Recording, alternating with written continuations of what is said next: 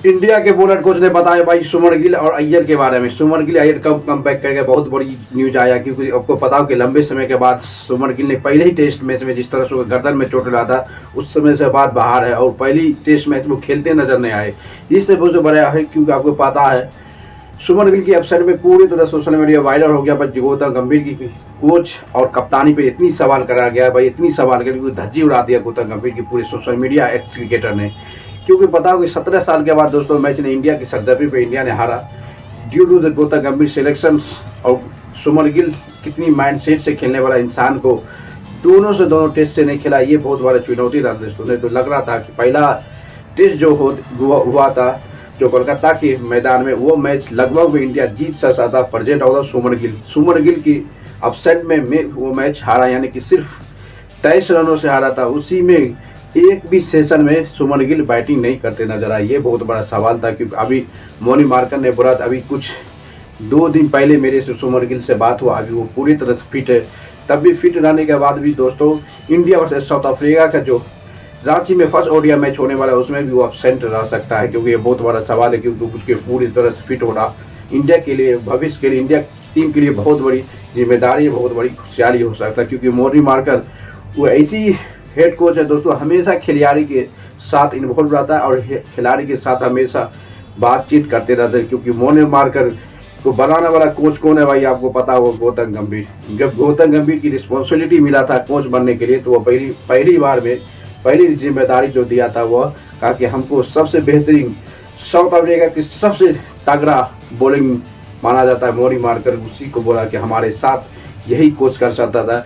India की कोई भी गेंदबाज यानी कि जहीर खान जैसे खिलाड़ियों को वो अपने अंदर में कोच का रिस्पॉन्सिबिलिटी कंसीडर नहीं किया था, यही इसलिए है मोनी मार्कर। और दूसरा नंबर पर आता है भाई अय्यर को आपको पता होगा दोस्तों, अभी लेटेस्ट में पंजाब किंग के ऑनर प्रियंका चोपड़ा के साथ स्पोर्ट किया गया, बल्कि अभी फिट है, बल्कि पूरी तरह से फिट नहीं है। अभी भी वो इंडिया में क्रिकेट कमबैक करने के लिए बहुत परेशानी हो सकता है, क्योंकि अभी T20 वर्ल्ड कप या IPL से पहले वो आ सकता है। अदरवाइज अभी पूरी तरह से रिकवरी में बहुत परेशानी है। ये मोनी मार्कर जो इंडिया की बॉलिंग कोच है वो पूरी तरह से बताते नजर है। आपको पता कि ये दोनों इंडिया के ODI कप्तान वाइस कप्तान की अपसेंट के होने के बाद देखना पड़ेगा कि इंडिया में किस पोजीशन पे इंडिया कमबैक करता है।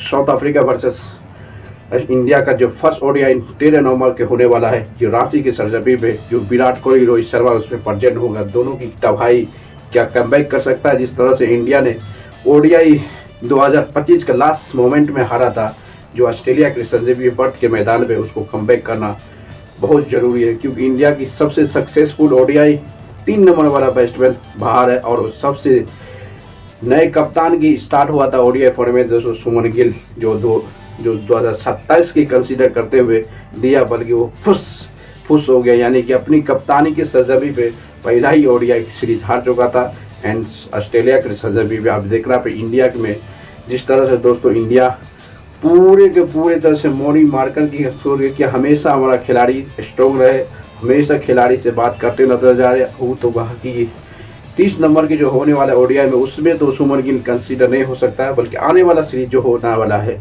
न्यूजीलैंड के खिलाफ उसमें पूरे के पूरे तरह से फुलफिल करते नजर आएंगे सुमन गिल। क्योंकि सुमन गिल लगातार नहीं रेस्ट नहीं लेने के कारण दोस्तों लगातार 5 T20 मैच ऑस्ट्रेलिया के खिलाफ खेला था, फुल के फुल T20 पूरे ODI मैच खेला था। उसके बाद पूरे के पूरे test India versus West Indies का भी टेस्ट खेला। इसमें लगता है कि कोई भी रिकवरी यानी कि रेस्ट की मौका नहीं मिला। इसी के कारण होता है कि सुमन गिल की चोट की बड़ी सफरिंग करना पड़ेगा। उसके बाद ही अय्यर को आपको पता होगा दोस्तों, इंडिया वर्सेस ऑस्ट्रेलिया का तीसरा ODI मैच में उसके गर्दन यानी कमर के चोट के रहने के कारण वो पूरी तरह से लंबे समय के लिए बाहर हो गया था। बल्कि वो मैच इंडिया ऑलरेडी हारने की पोजीशन में था, तभी वो ड्राइव मारने के बाद वो कैच पकड़ा, बल्कि उसकी कमर के चोट के कारण बहुत ज़्यादा परेशानी की संभावना करने पड़े। आप देखना पड़ेगा इंडिया की कप्तान और वाइस कप्तान कब कमबैक करता है, ये बहुत बड़ा सवाल है। ये जो मोनी मार्कर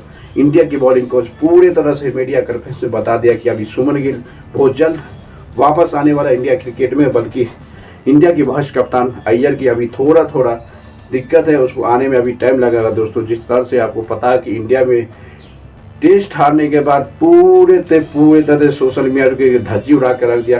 कोच और सिलेक्टर एंड कप्तान की और खिलाड़ी की रिस्पॉन्सिबिलिटी नहीं कंसीडर किया। हमेशा गौतम गंभीर की जिम्मेदारी देने के बाद ये कहानी स्टार्ट हुआ। स्टार्ट कहाँ पे होता ये कहानी, बल्कि सबसे कहानी था कि गौतम गंभीर और अजीत अगरकर जिस तरह से खिलाड़ी को सिलेक्शन करता, खिलाड़ी को खेलने की मौका देता, ये बहुत बड़ा चुनौती था। इसलिए इंडिया इस मैच में बहुत से दूर यानी 17 सालों के बाद पहली बार अपनी सरजमी में मैच ने हारा, और ये मैच हारने की रिस्पॉन्सिबिलिटी एज ए गौतम गंभीर हेड कोच सिलेक्शन पर डिपेंड करता है। दोस्तों लाइक कर दो, शेयर कमेंट में